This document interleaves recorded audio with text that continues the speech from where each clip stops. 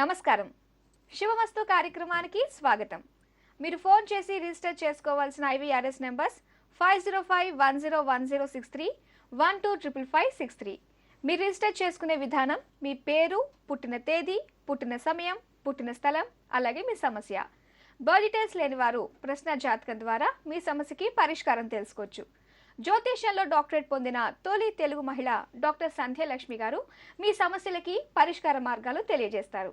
నమస్కారం అమ్మా. నమస్కారం ప్రేక్షకులకి నమస్కారం అమ్మ. ఇప్పటి వరకు మనము అన్ని నక్షత్రాల గురించి, వాటికి చేసుకోవాల్సిన శాంతుల గురించి మాట్లాడుకున్నాం కదా గత కొన్ని వారాలుగా. అయితే పుష్యమి నక్షత్రం వరకు అయింది కదమ్మా. సో ఇప్పుడు నెక్స్ట్ వచ్చేది ఆశ్లేష నక్షత్రం. మరి వీళ్ళకి ఎలాంటి శాంతులు ఉన్నాయంటారు? ఆశ్లేష నక్షత్రంలోని అన్ని పాదాలకి దోషం లేదు. మొట్టమొదటి పాదానికి అసలు దోషం లేదు. బిడ్డ ముఖాన్ని తండ్రి నూనెలో చూస్తే సరిపోతుంది, శివుడికి రుద్రాభిషేకం చేసుకుంటే సరిపోతుంది. కాకపోతే 2, 3, 4 ఈ పాదాలకి మాత్రం హోమశాంతి చేయాలి, సువర్ణ దానం చేయాలి, నవగ్రహ జపం చేయాలి, నవధాన్యాలు దానం చేయాలి. అయితే ఆశ్లేష నక్షత్రం వాళ్ళ గురించి ఎప్పుడు తరచుగా ఒకటి వింటూ ఉంటాము.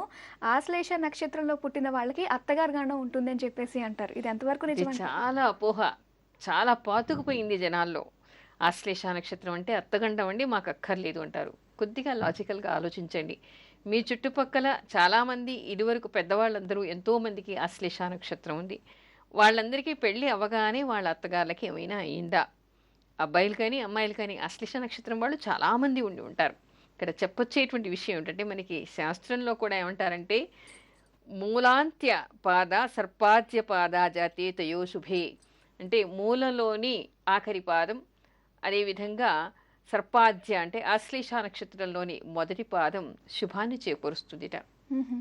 కానీ చాలామందికి చాలా అపోహలు ఉన్నాయి ఈ విషయంలో. అందుకని ఎవరు కూడా భయపడక్కర్లేదు. అత్తగారి గండం అని ఎవరు భయపడాల్సినటువంటి అవసరమే లేదు. ఓకే అమ్మ. రామకృష్ణ అనే కాలర్ లైన్లో ఉన్నారు, వారితో మాట్లాడతాము.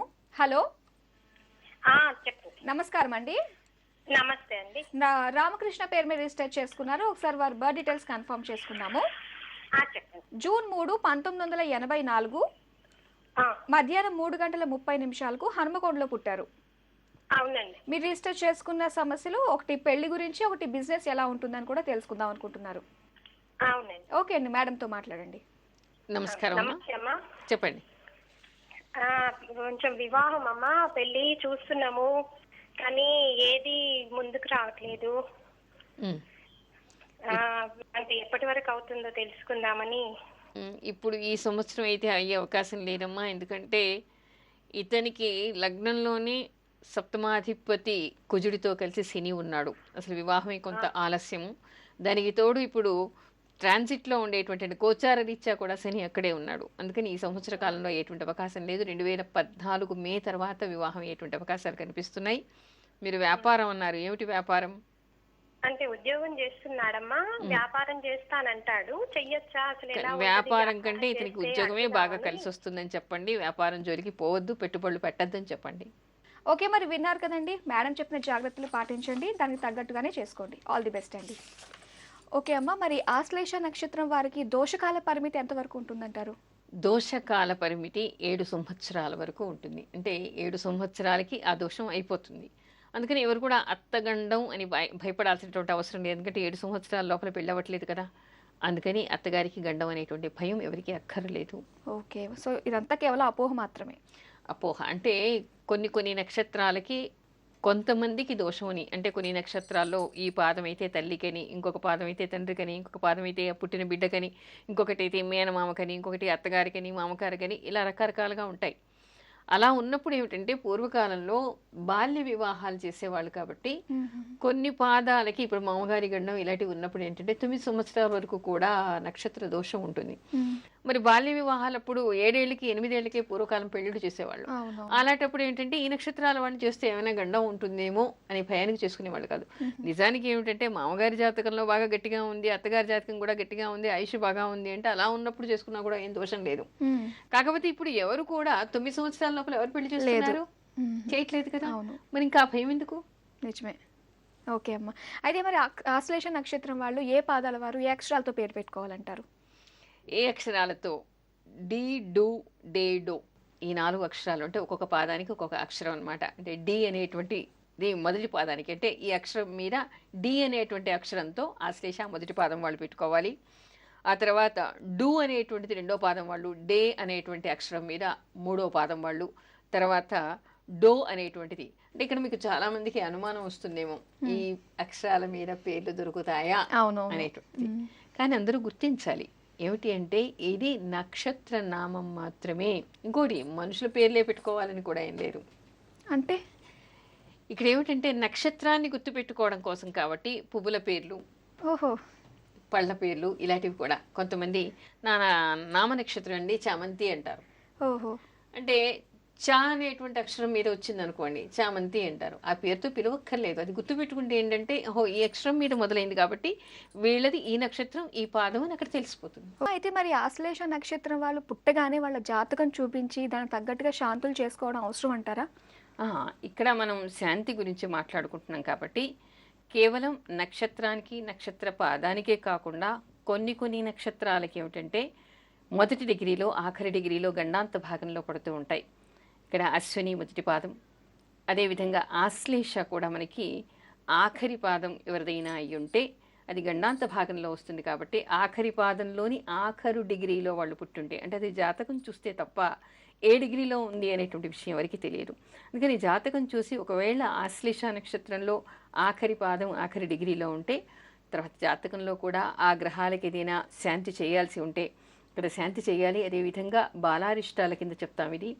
అందుకని అంటే గండాంత భాగంలో ఉన్నటువంటి చంద్ర దశ అంటే ఆశ్లేష నక్షత్రంలో ఉంటాడు, చివరి భాగంలో ఉన్నాడు. చివరి భాగంలో ఉన్నప్పుడు ఆ దశ కూడా అప్పుడే నడుస్తూ ఉంటుంది. అందుకని ఏమిటంటే అది కొంత మృత్యు భయాన్ని సూచిస్తుంది. కాబట్టి మృత్యుంజయ జపం చేసుకోవడం, శివుడికి అభిషేకం చేయడం లాంటివి చేయాలి.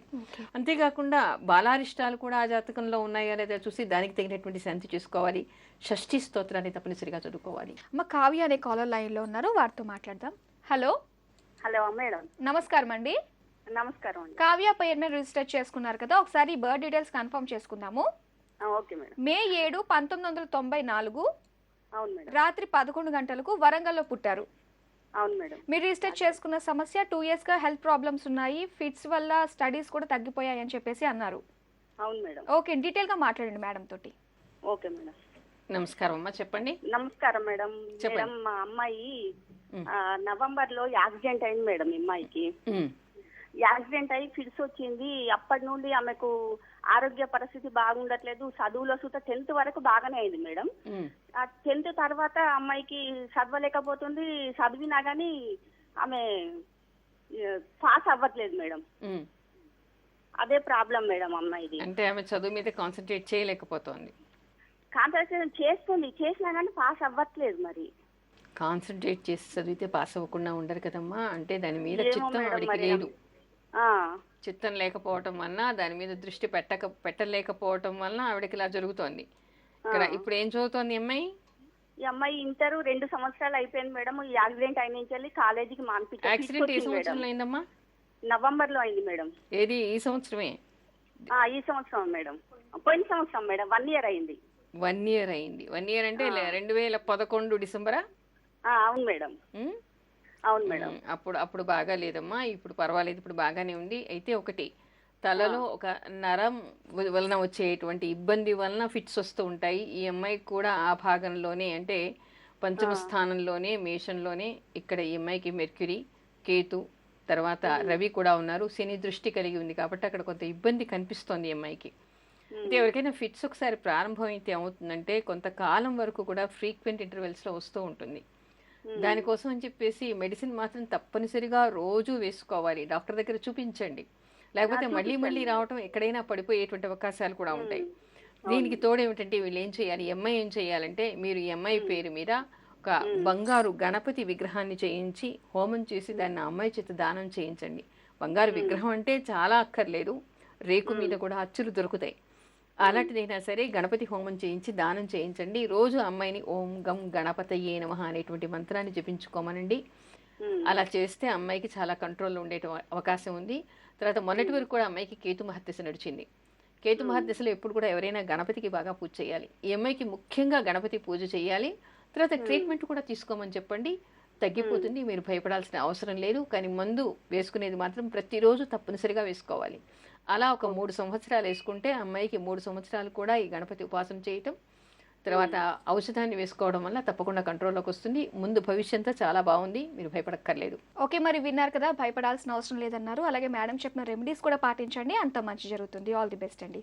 ఫిట్స్ అంటే ఫిట్స్ వచ్చినప్పుడు చాలా మంది ఏం చేస్తారంటే అశ్రద్ధ చేస్తూ ఉంటారు. తగ్గిపోయింది కదా అని మందులు వేసుకోరు వాళ్ళు.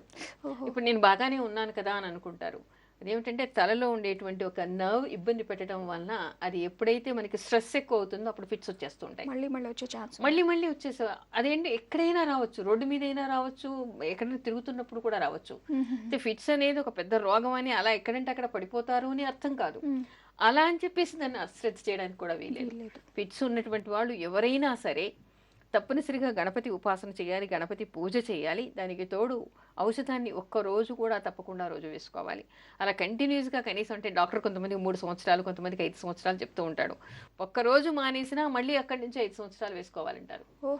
ఎవరైనా సరే మందును తప్పనిసరిగా డాక్టర్ చెప్పినటువంటి విధంగా వేసుకుని స్ట్రెస్ తగ్గించుకుంటే వాళ్ళకి జీవితంలో మళ్ళీ రాదు. ఓకే, అలా కేసులు కూడా నేను చూశాను. ఓహో, ఓకే. చక్కగా పెళ్ళయి బాగా చదువుకొని పిల్లలు పుట్టి మంచి భవిష్యత్తు కలిగి బాగా ఉన్నవాళ్ళు కూడా నాకు తెలుసు. చిన్నప్పుడు ఫ్రీక్వెంట్గా వచ్చినటువంటి వాళ్ళు కూడా తర్వాత బాగుపడిన వాళ్ళు ఉన్నారు. Okay, okay. సరేమో మనం కంటెంట్లోకి వచ్చేద్దాము. అయితే బిడ్డకి పాలు మొట్టమొదటిసారిగా ఎప్పుడు ఇవ్వాలంటారు? అండ్ ఈ రోజుల్లో చూసినట్లయితే మనం పై పాలే ప్రిఫర్ చేస్తూ ఉన్నారు చాలామంది తల్లులు కూడా. అసలు ఈ పాలు ఎలా ఉండాలంటారు? అసలు ఎప్పుడు తాగించాలంటారు? అసలు మీకు విషయం తెలుసా, తల్లి పాల కంటే ముందు కూడా తినిపించవలసినటువంటి విషయం ఇంకొకటి ఉంది, పదార్థం ఇంకొకటి ఉంది. పాల కంటే ముందుగా? పాల కంటే ముందు అంటే తల్లి స్తన్యం ఇవ్వక ముందే బిడ్డ పుట్టగానే ముందు కడిగేసి తీసుకొచ్చిస్తారు. ఇచ్చిన తర్వాత వెంటనే ఏం చేయాలిట, నాటు ఆవు నుంచి వచ్చినటువంటి నెయ్యి, పొట్టు తేనె, మంచి తేనె, ఆ తేనె ఒక చుక్క నెయ్యి, ఒక చుక్క తేనె కలిపేసి బంగారు వస్తువుతో, అంటే ఉంగరం కానీ ఇంకేదైనా, బాగా ఉన్నవాళ్ళైతే స్పూన్ అనుకోండి, అందరికీ స్పూన్స్ ఉండవు కాబట్టి ఉంగరం లాంటిది పరిశుభ్రంగా కడిగి, ఎందుకంటే పసిబిడ్డకి అప్పుడే పుట్టినటువంటి బిడ్డకి పెడుతున్నారు కాబట్టి బాగా కడిగి దాన్ని, ఆ ఉంగరాన్ని అందులో ముంచి అది బిడ్డ నాలుకకి తాకించాలిట. ఓహో. ఇంకా పూర్వం ఏం చెప్పేవాళ్ళంటే యవల పిండి అనేటువంటి పిండి దొరికేది, దాన్ని కూడా అందులో చిటికెడంతా కలిపేసి దాన్ని నాలుకకి రాచాలన్నమాట. అలా చేయాలి. అలా చేయటం వల్ల ఆయుష్, వర్చస్సు పెరుగుతాయిట. ఓకే. అసలు తేనె అలాగే నెయ్యి ఎందుకు రాస్తారంటారు అలాగా? దీనిలో మనం 2 కారణాలు చెప్పుకోవాలి. ఒకటి ఏంటంటే మనకి శాస్త్రరీత్యా ఏం చెప్తున్నారంటే ఈ తేనెను నెయ్యిని పెట్టడం వల్ల వీళ్ళకి, అందులో బంగారం కూడా తాకిస్తున్నారు కదా, దానివల్ల వీళ్ళకి వర్చస్సు పెరుగుతుంది, ఆయుష్ పెరుగుతుంది, వీళ్ళకి ఆరోగ్యాన్ని ఇవ్వాలి, ఇది అమృతప్రాయం కావాలి అనేటువంటి మంత్రాలతో పెట్టాలిట. అయితే ఇక్కడ మనం సైంటిఫిక్గా చెప్పుకోవాలి, వైద్యపరంగా చెప్పుకోవాలి అంటే తేనెకి ఉండేటువంటి గుణం ఏమిటంటే లోపలికి వెళ్ళగానే మాలిన్యం ఏదైనా ఉంటే దాన్ని తీసేసి మోషన్ ద్వారా వెళ్ళిపోతుంది అనమాట. అంటే పూర్తి క్లీన్ చేసేటువంటి గుణం తేనెకి ఉంది. ఆవు నెయ్యికి ఏమిటంటే లోపల ఎలాంటి ఇన్ఫెక్షన్స్ ఉన్నా, లోపల ఎలాంటి మలిన పదార్థాలు ఉన్నా కూడా దాన్ని అన్నింటినీ కూడా అది తీసేసేటువంటిది, అంటే యాంటీబయాటిక్గా అది పనిచేస్తుంది అనమాట. అంటే పుట్టిన బిడ్డకి తల్లి గర్భంలో ఉన్నప్పుడు తల్లి తినేటువంటి ఆహారం వలన కానీ ఇంకా దేని వలన కానీ ఎక్కడైనా ఎలాంటి ఇన్ఫెక్షన్ అయినా ఉన్నా, మలిన పదార్థాలు కడుపులో చేరి ఉన్నా అవన్నీ వెంటనే శుభ్రం చేసేస్తుంది. ఓకే. వీళ్ళకి ఏమిటంటే యాంటీబయాటిక్గా అది పనిచేస్తుంది, రోగ నిరోధక శక్తిని కూడా అది పెంచుతుంది. కాకపోతే అది నాటు ఆవు నుంచి వచ్చినటువంటి తేనె, నెయ్యి అన్నారు కదా, ఇవి ఎంత పట్టాలంటారు వాళ్ళకి? పట్టమన్నారు ఆరోగ్యం అని చెప్పేసి చెంచాలు పట్టకూడదు. పుడే పుట్టిన బిడ్డ, ఆ బిడ్డకి తీసుకునేటువంటిది క్లీన్ చేయడం కోసమని ఒక్క చుక్క, ఒకే ఒక్క చుక్క నెయ్యి, ఒకే ఒక్క చుక్క తేనె, బంగారు ఉంగరంతో కానీ బంగారు వస్తువు పరిశుభ్రంగా కడిగి పెట్టాలి. లేకపోతే దీని ద్వారా కూడా ఇన్ఫెక్షన్ వచ్చేటువంటి అవకాశం ఉంటుంది. పరిశుభ్రత చాలా ముఖ్యం, ఎందుకంటే అప్పుడే పుట్టిన బిడ్డ కాబట్టి. ఒకే ఒక చుక్క, అంతకంటే ఎక్కువ అక్కర్లేదు. అలాగే తల్లి పాలు ఎప్పుడు పట్టాలంటారు? తల్లి పాలు ఒకటి గుర్తుపెట్టుకోవాలి, పుట్టగానే అదే రోజు, మొదటి రోజే తల్లి పాలు పట్టాలి. చాలామందికి అపోహ 3 రోజులు దాటి వరకు పట్టరు, కానీ అలా కాకుండా వెంటనే పుట్టినరోజు మాత్రమే పట్టాలి. కాకపోతే ఒకటి గుర్తుపెట్టుకోండి, వచ్చ సమయం కాకుండా చూసుకోండి. తర్వాత అక్కడే, అంటే కొన్ని నిమిషాల తేడా, వెంటనే ఇప్పుడు తేనె ఇలాంటిది పెట్టారు కాబట్టి 1 గంట వరకు బిడ్డకేం పర్వాలేదు. ఆహార స్థానంలో శని కానీ రాహు కానీ లేకుండా చూసుకుని, ఎందుకంటే ఆ తిన్న మొత్తం కూడా ఇన్ఫెక్షన్ రాకుండా, తల్లిపాల ద్వారా కూడా ఇన్ఫెక్షన్స్ రాకుండా ఉంటాయి. అలా వర్జ సమయం కాకుండా చూసుకుని తల్లిపాలు స్తన్యం ఇవ్వాలి. ఇచ్చినప్పుడు మొట్టమొదటిసారి ఏది తినిపించినా, మొదటిసారి కాదు ఎప్పుడైనా బిడ్డకి ఏది తినిపించినా కూడా అచ్యుత అమృత అచ్యుత అమృత అంటూ ఇవ్వండి. ఆ తినే ప్రతి పదార్థం కూడా అమృత తుల్యం అవుతుంది. దానివల్ల ఎలాంటి రోగాలు రాకుండా అది కాపాడుతుంది. ఓకే అమ్మ, మరి తల్లిపాలు లేని వాళ్ళు మరి పైపాలు పడుతూ ఉంటారు కదా, మరి ఇవి ఎప్పుడు పట్టాలంటారు? అసలు మనకి శాస్త్రంలో ధర్మసింధు లాంటి గ్రంథాల్లో ఏం చెప్తారంటే, తల్లిపాలు సరిపోవు కాబట్టి, బిడ్డ ఎదుగుతూ ఉంటే తల్లిపాలు స్తన్యం సరిపోదు కాబట్టి 1 మాసం దాటిన తర్వాత నాటు ఆవు పాలని ఇవ్వాలని చెప్పేసి మనకి శాస్త్రం చెప్తోంది. కానీ ఈ రోజుల్లో ఏమవుతోంది, అననుకూల పరిస్థితులు కావచ్చు, తల్లి వాడేటువంటి మెడిసిన్స్ కావచ్చు, ఆ మెడిసిన్స్ ప్రభావం కూడా తల్లి స్తన్యంలో వస్తోందిట. అందుకని డాక్టర్సే పిల్లలకి పాలు పట్టద్దు అని తల్లికి కొంతమందికి చెప్తూ ఉంటారు. అంటే ఈ రోజుల్లోని సిజేరియన్ ఆపరేషన్స్, ఆపరేషన్ అయినప్పుడు వీడికి యాంటీబయాటిక్స్ ఎక్కువ ఇస్తూ ఉంటారు. లేదా ఏదైనా అనారోగ్యం తల్లికి ఉన్నా కూడా యాంటీబయాటిక్స్ ఇస్తూ ఉంటారు. అలా యాంటీబయాటిక్స్ ఇచ్చినప్పుడు తల్లి స్తన్యం పిల్లలకి ఇవ్వకూడదు, పైపాలు పట్టండి అంటారు. అలా పైపాలు పట్టాల్సినటువంటి అవసరం ఏర్పడినప్పుడు మంచి నక్షత్రం, మంచి రోజు అలా అని చెప్పేసి మంచి నక్షత్రం వచ్చే వరకు ఆగితే బిడ్డ ప్రాణం నిలవదు. ఆ రోజే మంచి సమయాన్ని చూసుకొని పట్టాలి.